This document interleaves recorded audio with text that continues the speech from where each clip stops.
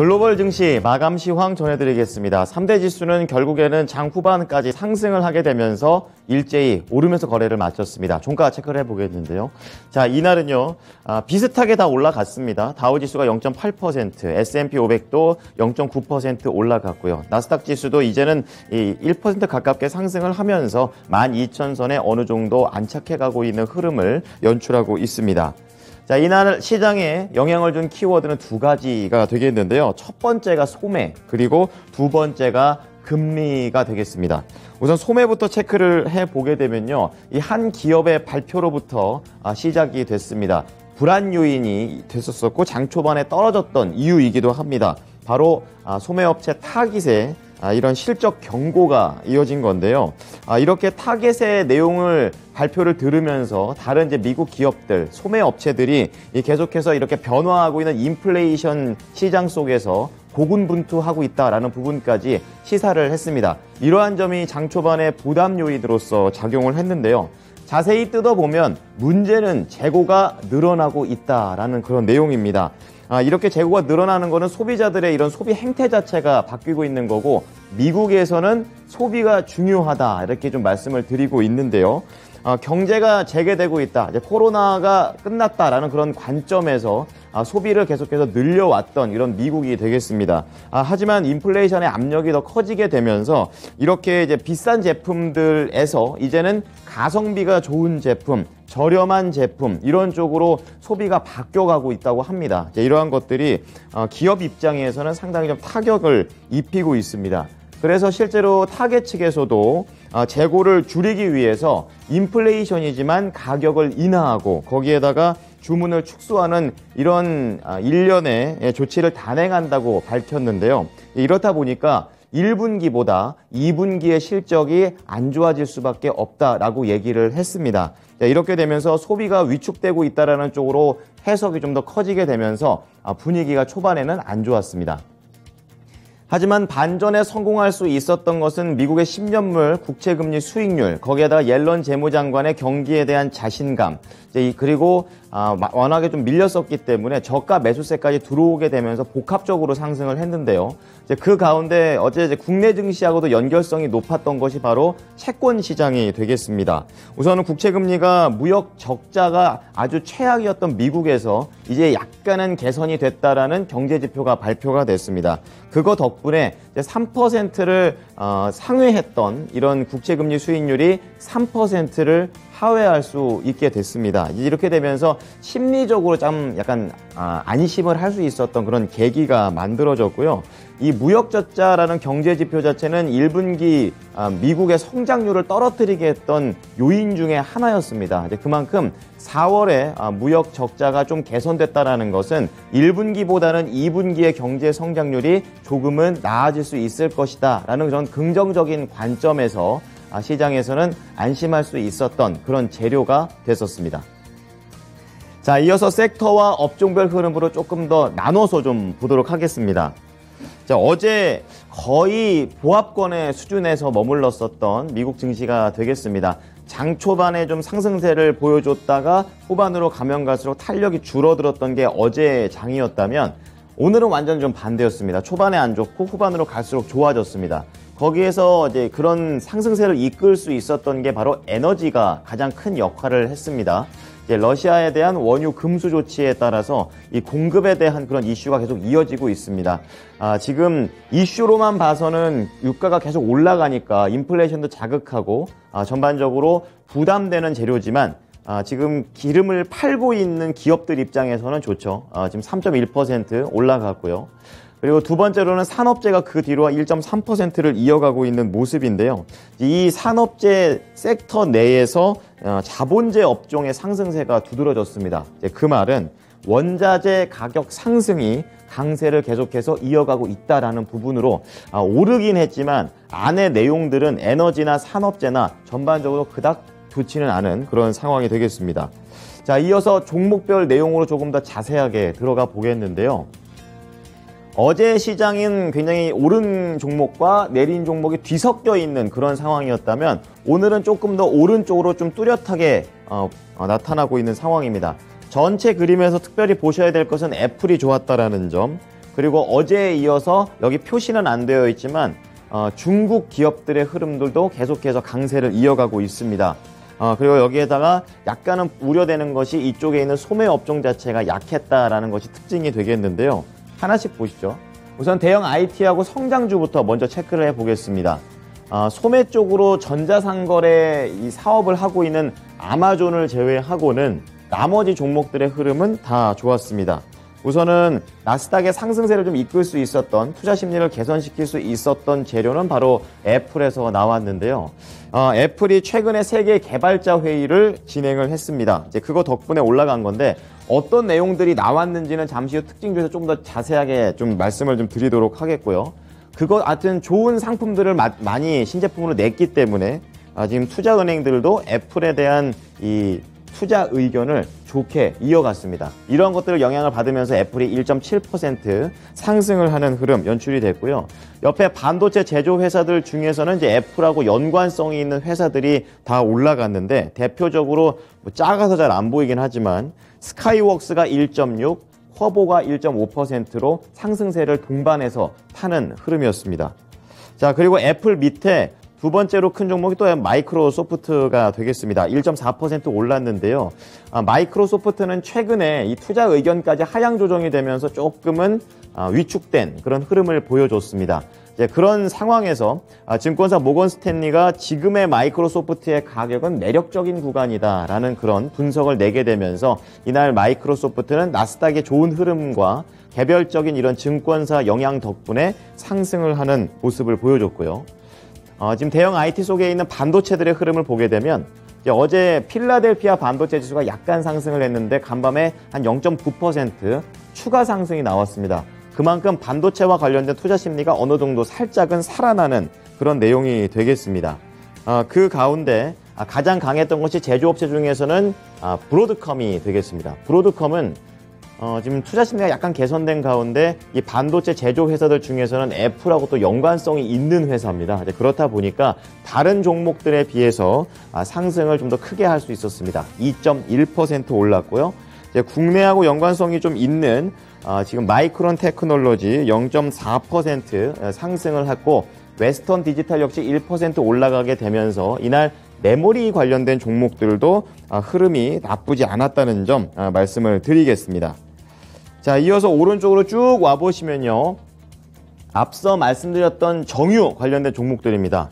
강하게 녹색불을 켰습니다. 그만큼 상승세가 셌다라는 얘기인데요.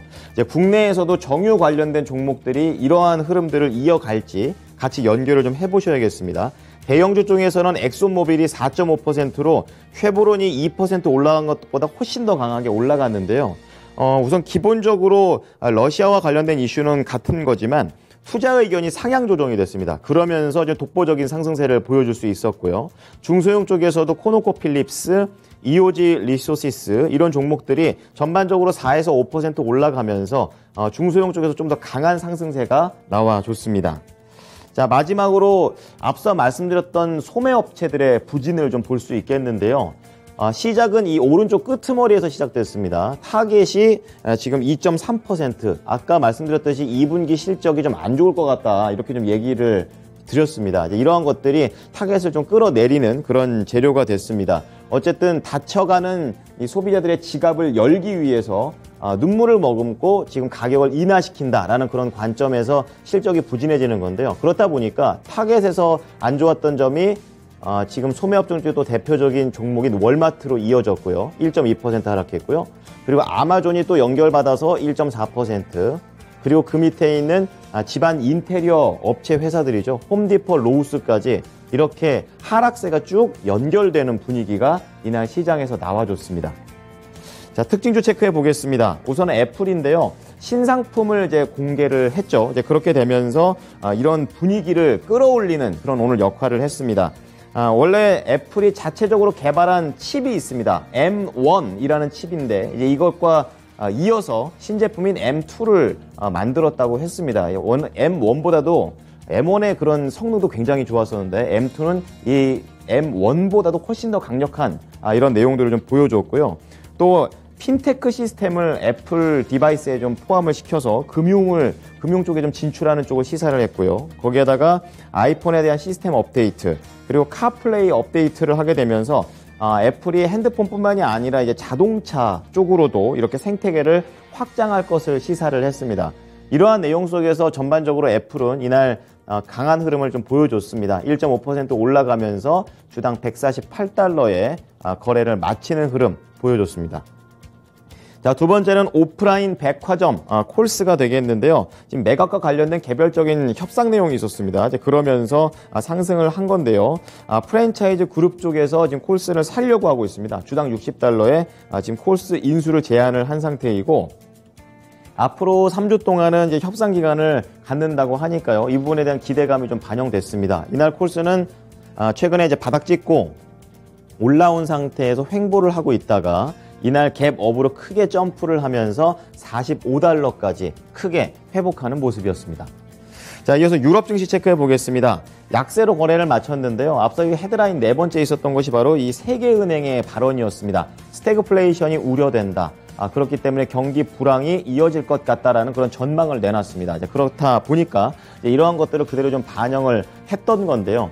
미국 증시가 장 초반에 약했던 것도 같은 이유였었습니다. 그렇다 보니까 독일의 닥스 지수, 프랑스 야크 지수가 0.6%를 전후한 하락폭이 나와졌고요. 영국도 약보합권에서 거래를 마치는 흐름 연출됐습니다. 자, 마지막으로 상품 시장 보겠습니다. 유가가 끝도 없이 올라가고 있습니다. 다시 한번 120달러를 장중에 넘겼다가 결국에는 약간은 하회하면서 거래를 마쳤는데요. 지금 미국의 옐런 재무장관이 이 러시아산 원유 공급과 관련해서 일부 용인한다고 말해서 약간 하락하는 분위기를 좀 보여줬지만 중국에서 봉쇄를 해제했다라는 점, 그리고 유럽에서 러시아에 대한 이 원유 공급을 금수한다라는 그런 내용이 나오면서 여전히 공급 부족은 심각하다라는 관점에서 올라간 거고요. 그리고 세계은행의 경고 속에서 구리 가격이 다시 한번 수요가 좀 불안해지는 건 아니냐, 이런 내용 속에서 살짝 밀렸습니다.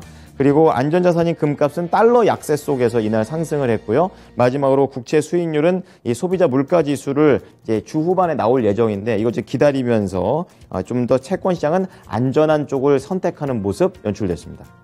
자, 이어서 미국 현지 연결해 보겠습니다. SH인베스트먼트 김선영 연구원입니다. 연구원님 안녕하십니까? 예, 안녕하십니까? 네. 자, 3대 지수 일제히 상승하면서 거래를 마쳤습니다. 세부적인 재료들 어떤 게 있었나요? 예, 오늘 뉴욕 증시는 장중 수차례 등락을 거듭한 후 결국 3대 지수가 모두 0.9%대의 상승으로 거래를 마쳤습니다. 미국 2위의 소매업체인 타겟이 2, 4분기 실적 경고로 2.5% 하락하면서 개정초 시장은 약세를 면치 못했는데요.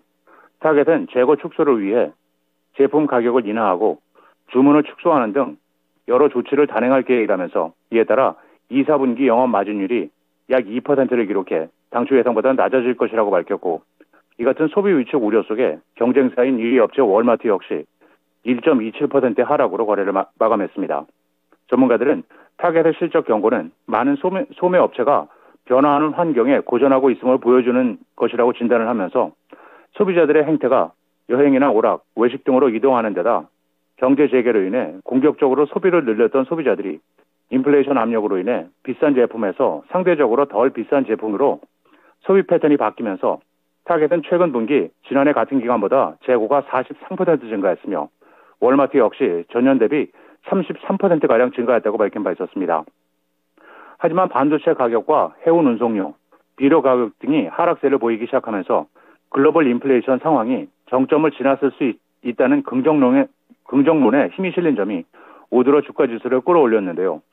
영국 파이낸셜 타임즈에 따르면 반도체 가격은 정점이었던 2018년 7월에 비해 약 절반 수준으로 하락했으며 지난해 중반보다는 14% 하락했고, 의료와 가구, 명품 같은 제품의 공급 비용에 큰 영향을 미치는 컨테이너 선적 비용 역시 지난해 9월의 고점에 비해 약 26% 하락했고, 세계 식량 가격 지표인 북미 지역의 비료 가격은 지난 3월 최고치에 비해 약 24%가 하락했다면서 여기에 각국 중앙은행들이 앞으로도 계속 금리를 인상할 것으로 예상되는 가운데 물가 상승이 정점에 달했을 것이라는 관측에 힘이 실리는 모습인데요. 아직 세계 일부 지역에서는 인플레이션이 정점을 찍지는 않았지만 물가 상승률이 낮아지기 시작하는 전환점이 멀지 않았다는 징후들이 나타나고 있다고 파이낸셜 타임스는 지적하고 있습니다.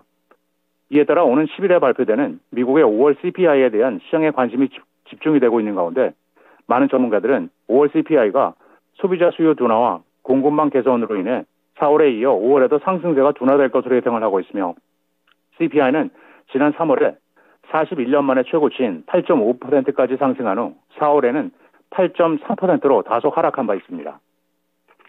말씀하신 대로 세계은행 월드뱅크가 글로벌 경제가 극심한 스태그플레이션 위험에 직면해 있다면서 올해 전 세계 경제 성장률 전망치를 하향 조정했다는 소식이 개장초 뉴욕 증시에 하락 압력으로 작용을 했습니다. 세계은행은 최신 세계 경제 전망 보고서를 통해 올해 글로벌 성장률 전망치를 지난 1월에 발표했던 4.1%에서 2.9%로 크게 하향 조정했는데요. 이것은 세계통화기금 IMF가 지난 4월에 내놓은 전망치였던 3.6%도 하회하는 수치로 월드뱅크는 이번 성장률 하향 요인의 대부분이 러시아의 우크라이나 침공에 기인한 것이며 또한 2023년 세계 경제 성장률이 3%에 그칠 것이라고 전망하고 있으며 내년에도 근본적으로 반등하지 못할 것이라며 선진국의 성장률은 지난해 5.1에서 올해는 2.6%로 내년에는 2.2%로 낮아질 것이며 신흥국과 개발도상국의 성장률 역시 지난해 6.6% 성장해서 올해는 3.4%로 떨어질 것으로 예측하고 있습니다. 자, 이어서 종목 얘기 좀 넘어가 보겠습니다. 오늘 시장에서는 대부분의 종목들이 좀 상승하는 경향을 많이 보였었는데요. 어떤 종목을 좀 체크하셨는지요?